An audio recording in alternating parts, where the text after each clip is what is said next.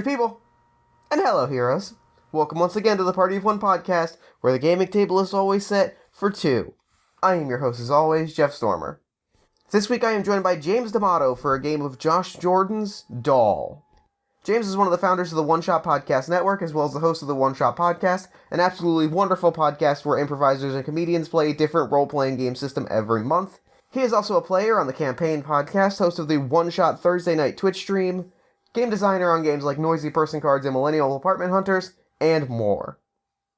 Josh Jordan's Doll is a short, sweet, and spooky game about a grieving child and their mischievous, mysterious, and possibly unreliable doll.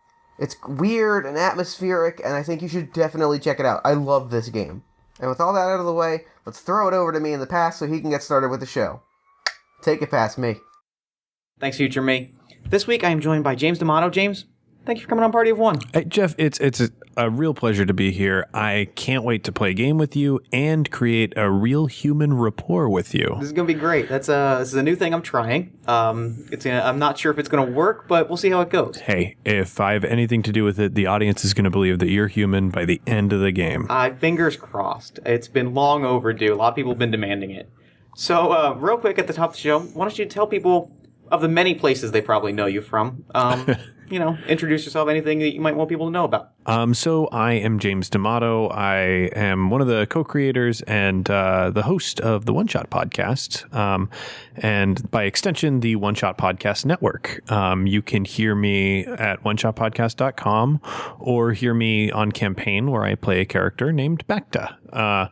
We do a lot of different media projects around gaming, and I also am half of the publishing company, Paracosm Press, and we've done one game so far, and it's only digitally shipped. We haven't done the physical shipping yet. Excellent. I'm a big fan. I think I've made that clear. Well, I am definitely a fan of Party of One because I am a big fan of the two-player genre. I love two-player games. I think that's obvious at this point, and I'm really excited to play this game. It's one that I've had on the back burner for a long time. It is Doll by Josh Jordan. I'm really excited about it. It is a game about a child and their mischievous doll. It's a supernatural story, or maybe not. That's sort of up in the air to be decided. So why don't you, as you are playing the child, why don't you introduce the child, and then I will introduce the doll. The child is Jeremy, and Jeremy, I think, is 6 years old. He's a small boy with dark hair, sort of chubby cheeks, and his parents dress him up in overalls. He's mostly a quiet kid, and he's sort of upset right now because his parents have just moved, and he's like in a new location, and he doesn't have a friend in the world except for Bozo.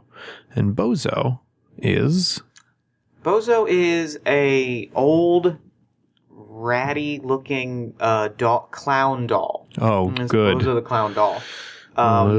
Yeah, it's it was actually passed down to Jeremy from his father. It was his father's doll that he gave to Jeremy. So it has that like old, maybe 70s or 80s looking doll look. Yeah, real worn in. Yeah, definitely. And it's the face is that hard plastic with a smile that's just cut a little too deep into the face. And just a bit sun-faded. Just a little bit sun-faded. And it has been his since as long as he can remember. And it is his constant traveling companion. Mm-hmm. So now let me ask you, where did you move to and from? Actually, Jeremy's like being 6 is sort of at the age where he doesn't have a full conception of what one place is versus another. He moved from one suburban city in New York to another suburban city in New York. I think he's in Harrison right now. So a lot of similar sites, but still that different feeling. And it's not the same kids in the neighborhood anymore. It is a different place, and that brings with it a whole lot of anxieties and a whole lot of upset moments and disappointments that maybe he can find comfort from, and maybe he can't. So the game's going to take about 20 minutes. We're going to have a 20-minute discussion between Jeremy and the doll. And let's go ahead and dive in. So I believe the game starts by cycling through. Well, not really starts. The game starts at the first event. Yes. And the first event that I have here on my page is that my pet has just died. And my pet was Jingles, who was an old black lab. The sort of pet that my parents had before I was born, and then I was born, and it was kind of an old dog by then, sure. but it's still kind of a traumatic thing. Right, of course. And really, Jeremy has just come to terms for the first time with death and what that is and what it means. So Jeremy is after they took Jingles to the vet. Jeremy is sitting out in his new backyard on an overcast Harrison day, with a sad look on his face, just sort of silently playing next to Bozo. Bozo is sitting next to him as Jeremy is, I'm going to say, building sandcastles in this big sandbox. And he's sort of idly doing this as Bozo just sort of leans back against the wood of the sandbox, his eyes facing the sky, that smile always on his face, that big, warm clown smile. And Jeremy is sort of processing what just happened. His eyes are bloodshot and his nose is dripping. He's been, wiping it on his sleeve. He just processes the event over and over and starts crying again each time. Turns to him and says, "It's all right, buddy. You don't have to cry. These things happen." Yeah, but it's scary. I know it's scary, but, I'll always be there for you. But Mom said that everything dies. Well, your mom has a way of looking at things, and she's dealing with a lot of things right now, and Yeah. What can I do right now to cheer you up? You want to play Spin the Clown around? I don't know. I just... He leans back and kicks up his ankles, inviting you to grab him and spin him around in a circle. I guess... Jeremy sniffs, wiping an arm across his nose, and grabs the ankles of the partially plastic, partially stuffed clown, and starts swinging it through the air. He's faithfully performing the activity that they've done, hundreds of times, perhaps. Sure. But he's just sort of going through the motions, and his heart just isn't in it. And after a few weak spins, he sort of limply slumps to the ground next to his sandcastles. I don't think I feel any better. I understand. Maybe... Let me ask you a question. Do you think that your parents want you to feel sad like this, or would they rather you feel happy? When we ask a question of a character or event, there's a resolution mechanic. Ooh. So, we are going to count to 3. Okay. Simultaneously, 1, 2, 3. And we are each going to turn our head left, right, or center. Okay. So, and then that will determine the doll's response. The doll's response going forward in the scene. Oh wow! Cool. In response to your parents wanting you to be happy or not. Right. Okay. All right. So ready? Yep. 1, 2, 3. James looks left. I look dead ahead. Okay. All right. You think your parents want you to feel sad like this? I guess not. Well, I don't know. I shouldn't have said anything. I'm sorry. I shouldn't have said anything. I mean, I just feel like they wouldn't have told you that everything dies if they really felt that way, but I'm being weird. I'm sorry. I mean, they're just trying to tell me tell me what happens, because I asked why it happened. Sure, and they told you a very sad thing that they wanted you to know about and deal with. This very sad thing that they probably could have not told you about, but they chose to tell you about that anyway. And, well, I suppose that sounds... Well, I don't know if it's something that I would do, but it certainly sounds like something they would do. Yeah.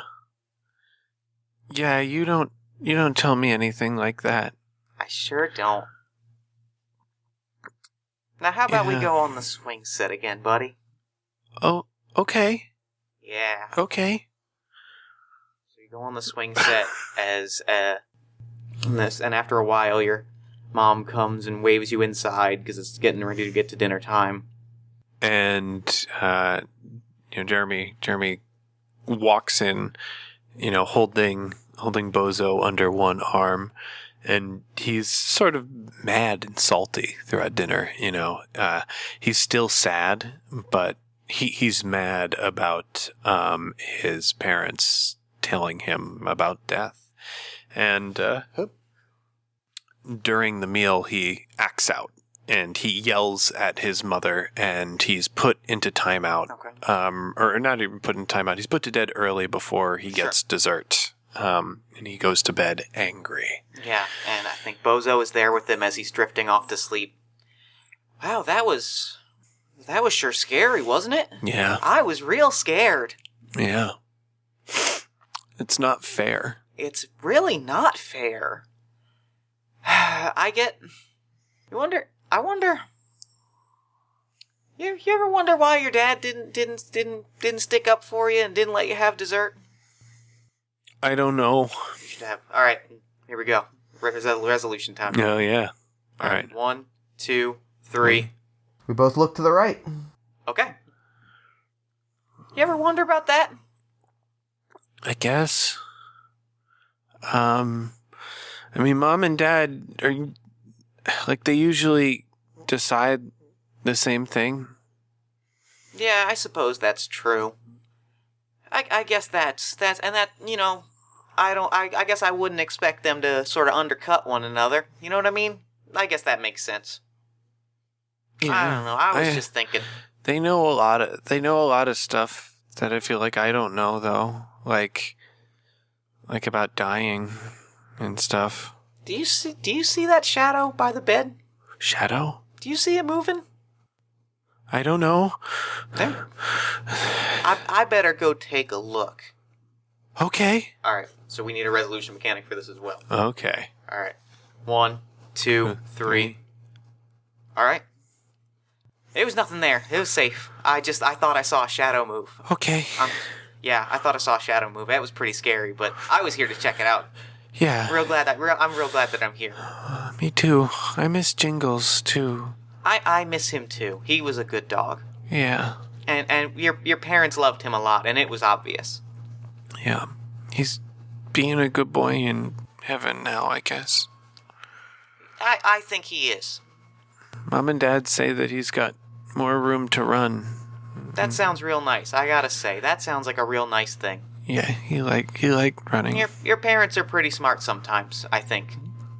Yeah. I guess so, yeah. All right, buddy, let's get some sleep. Okay. So Jeremy drifts off to sleep. What do you think the next event is?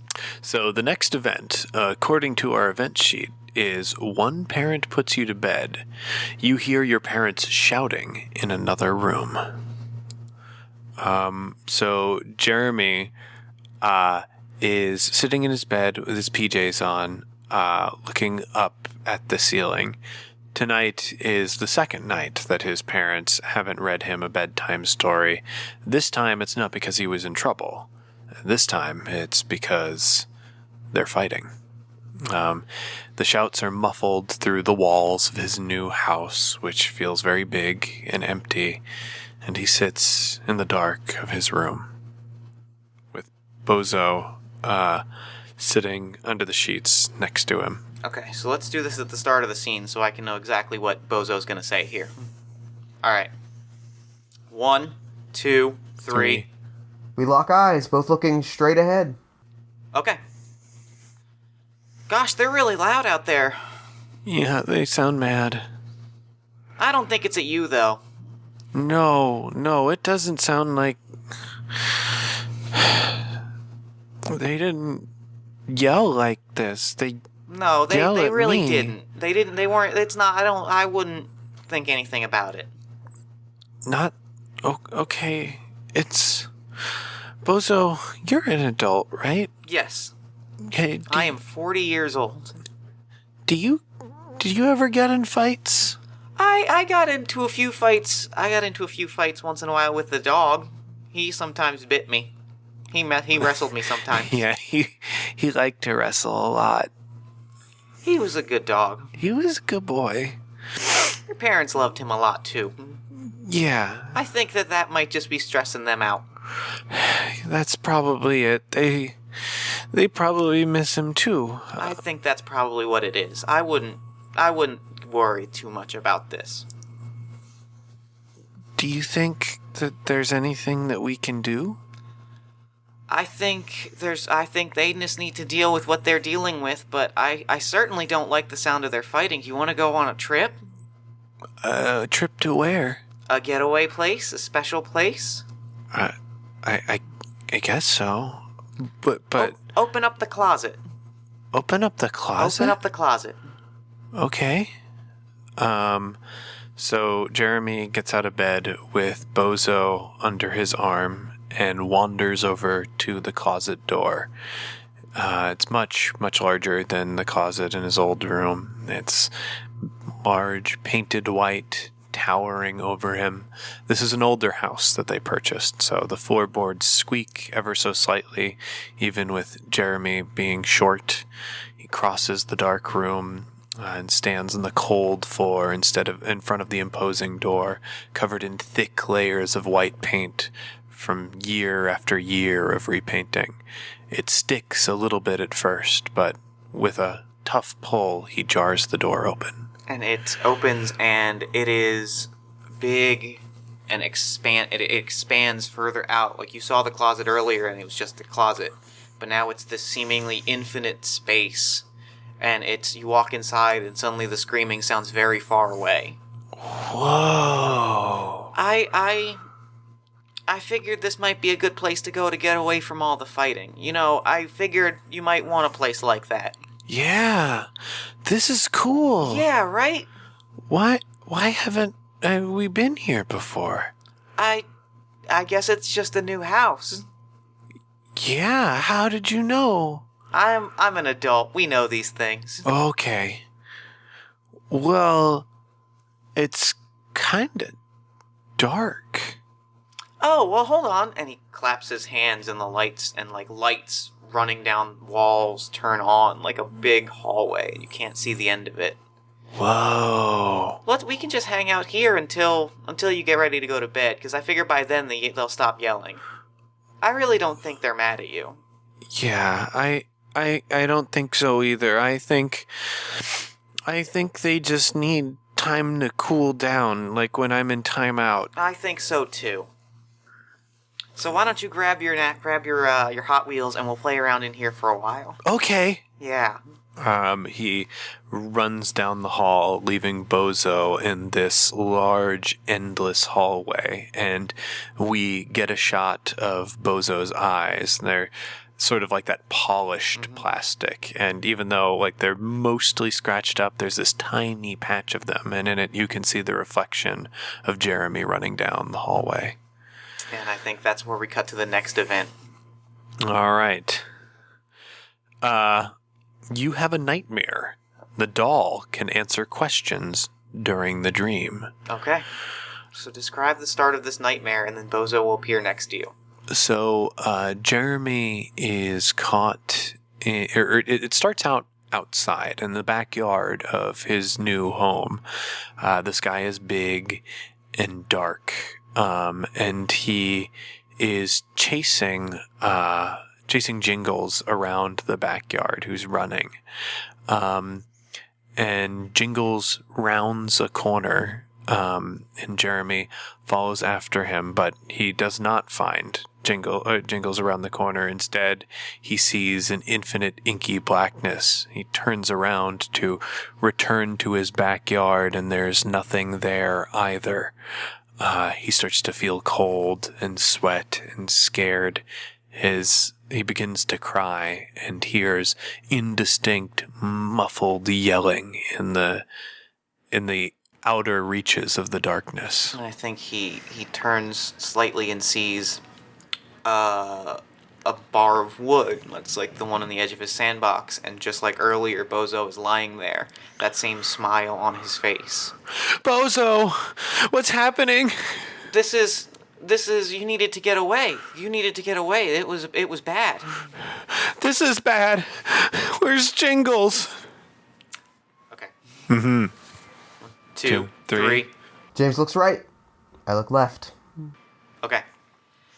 Jingles he's gone. He ran. He's gone. But he's fine.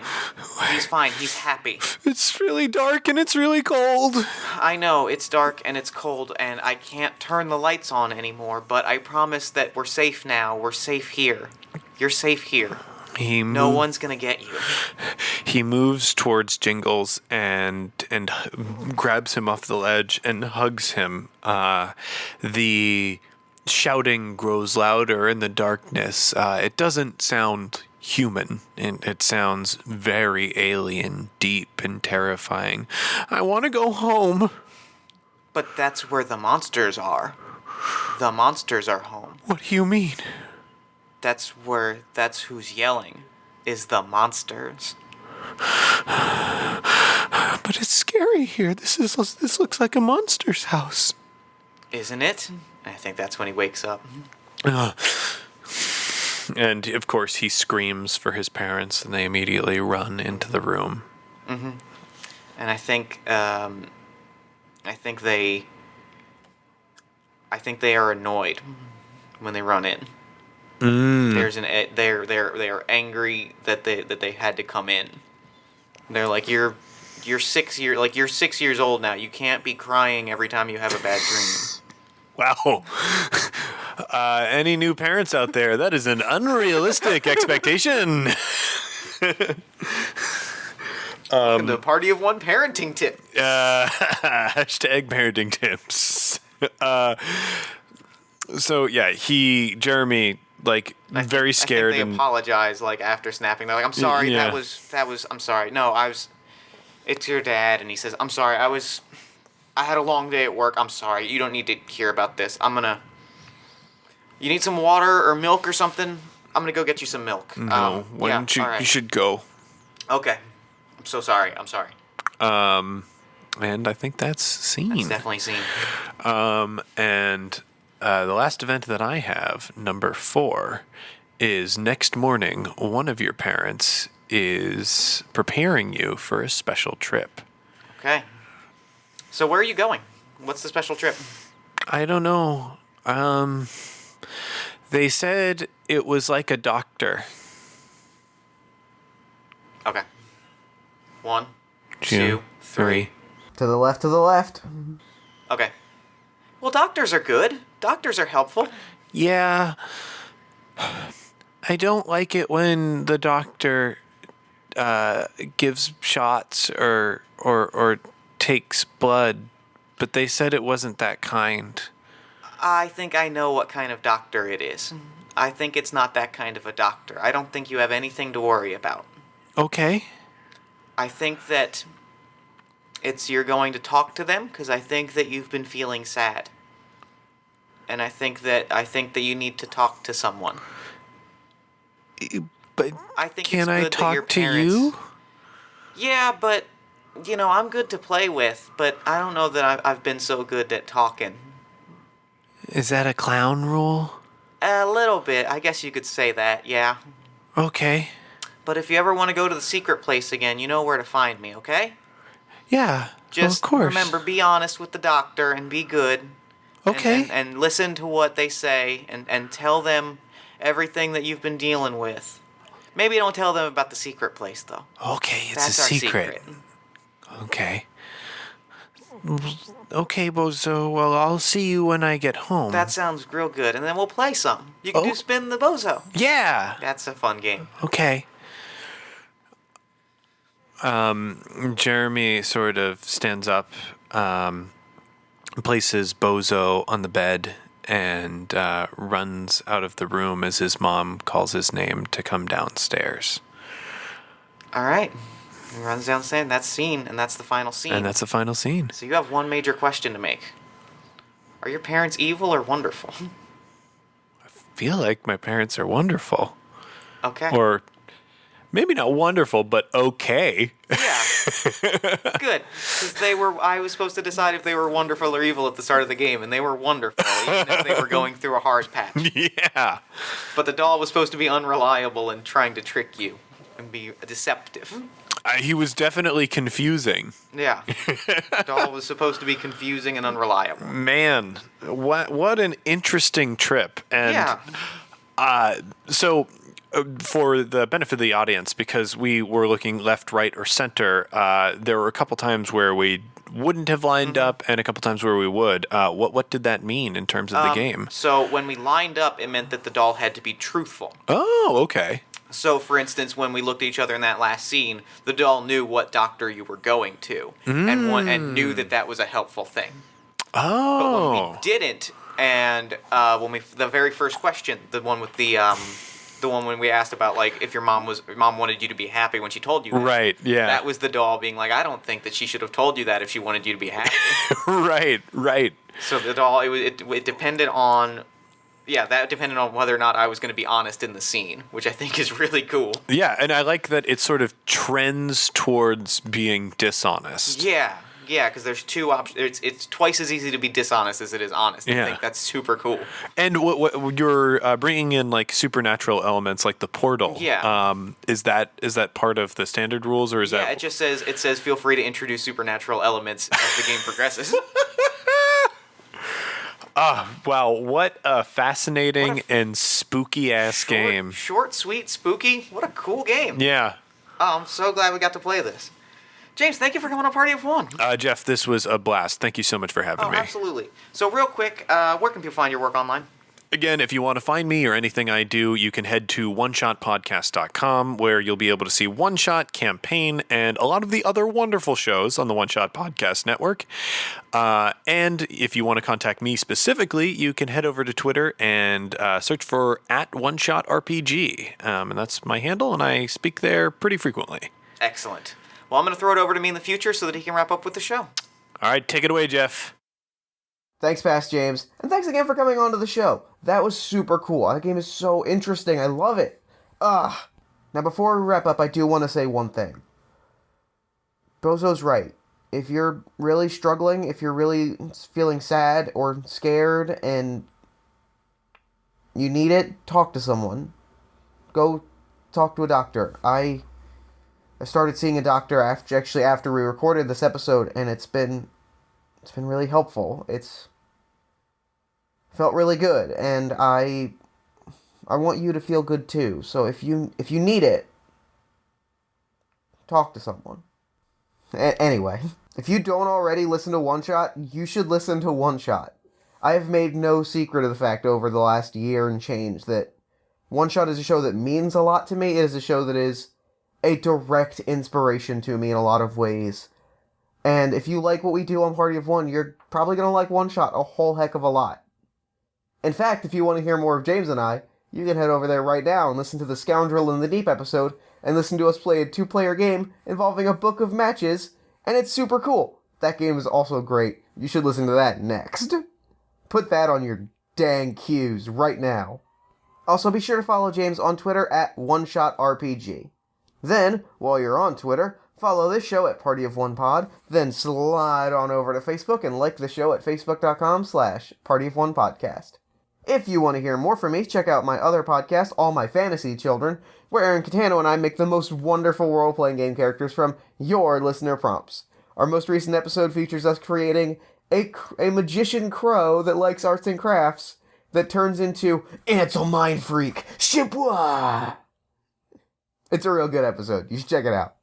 If you really want to support Party of One, consider backing us on Patreon at patreon.com/partyofonepodcast, or simply telling a friend, giving us an iTunes review, social media shout-out, or word-of-mouth recommendation helps the show grow and achieve bigger, better, and cooler things. Party of One is produced and edited by Jeff Stormer and Jen Frank. All music for the show comes from the song Infinite Lives by Mega Ran featuring the D&D Sluggers. Well, that's it for me, party people. Until next time, thank you for listening, and party on!